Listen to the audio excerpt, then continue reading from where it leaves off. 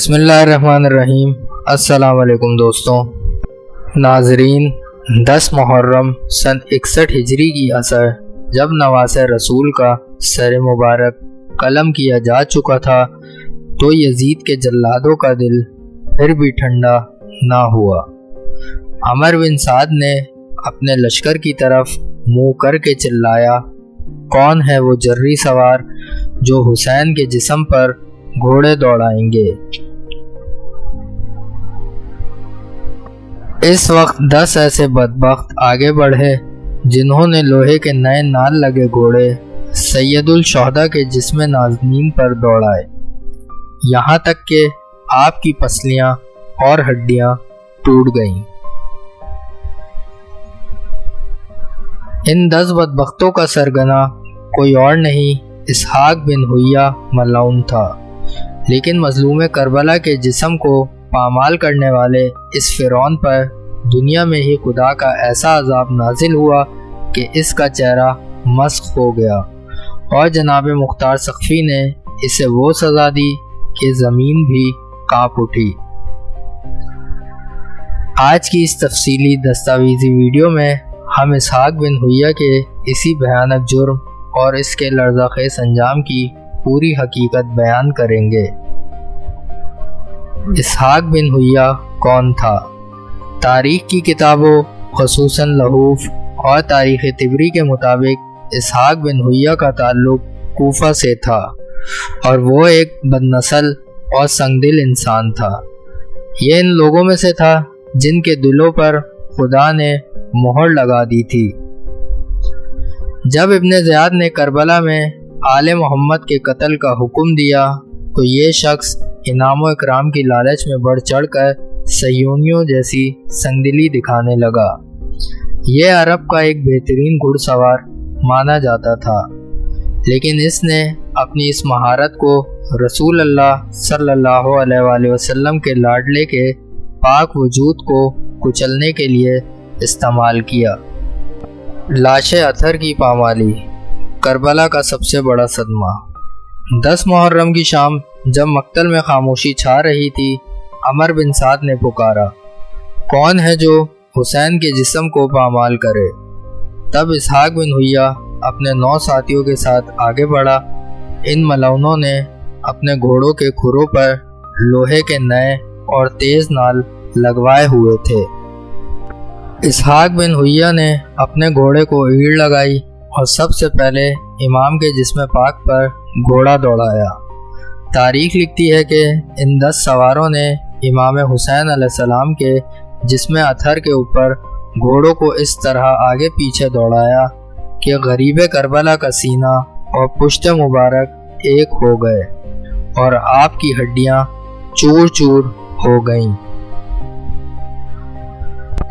یہ جرم کرنے کے بعد یہ 10 بدبخت ابن زیاد کے دربار میں پہنچے اور فخر سے بولے، ہم نے حسین کے سینے کو اس طرح کچلا ہے جیسے چکی دانے کو پیستی ہے۔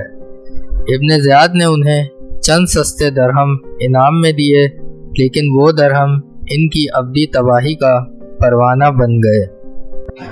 دنیاوی عذاب، چہرے کا مسخ ہونا اور برس کی بیماری۔ مظلوم کا خون کبھی رائگاں نہیں جاتا۔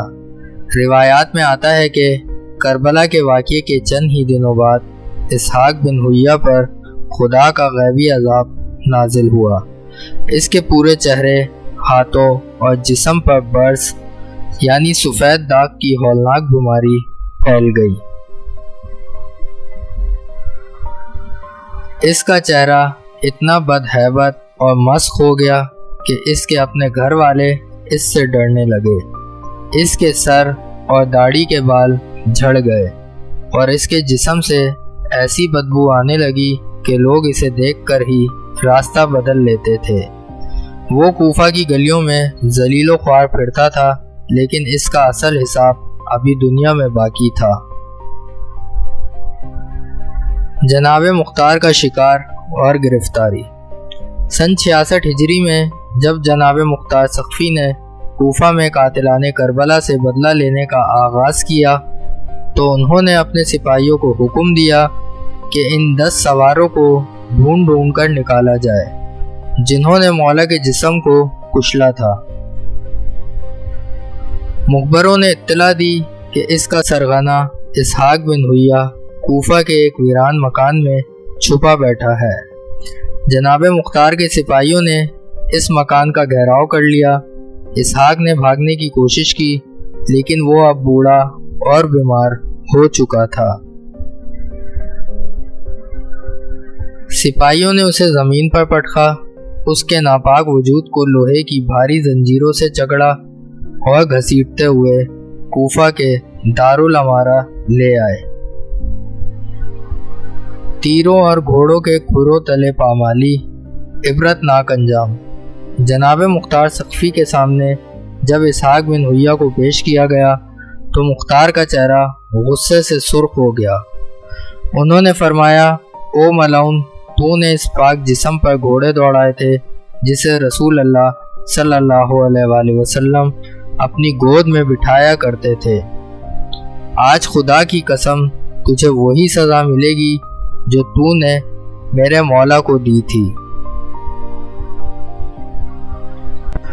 जनाब मुख्तार ने इसहाक बिन हुय्या और इसके साथियों के लिए मकाफात अमल के तहत ये तारीखी सज़ा मुकर्रर की। सबसे पहले हुक्म दिया गया कि इन बदबख्तों को कूफा के मैदान में चित लिटाकर इनके हाथ और पांव लोहे की बड़ी मेखों से ज़मीन में ठोक दिए जाएं ताकि ये हिल ना सकें। इसके बाद मुख्तार के हुक्म पर सिपाहियों ने इन पर इतने तीर चलाए कि इनके जिस्म छलनी हो गए और फिर वो तारीखी इबरत का लम्हा आया। जनाब मुख्तार ने अपने घुड़सवार दस्ते को बुलाया जिनके घोड़ों के पैरों में लोहे के भारी और नए नाल लगे हुए थे। मुख्तार ने हुक्म दिया, इन मलऊनों के जिस्मों पर घोड़े दौड़ाओ।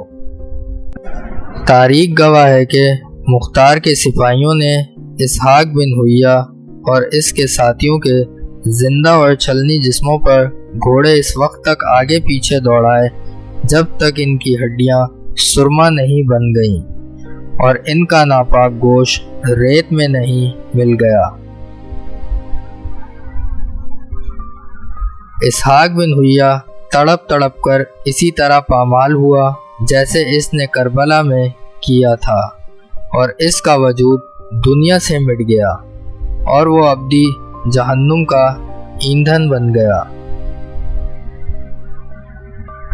नाजरीन, इसहाक बिन हुय्या का ये अंजाम दुनिया के हर जालिम के लिए पैगाम है कि मजलूम का खून कभी रायगा नहीं जाता और कुदरत का इंतकाम दुनिया में ही इंसान को निशाने इबरत बना देता है।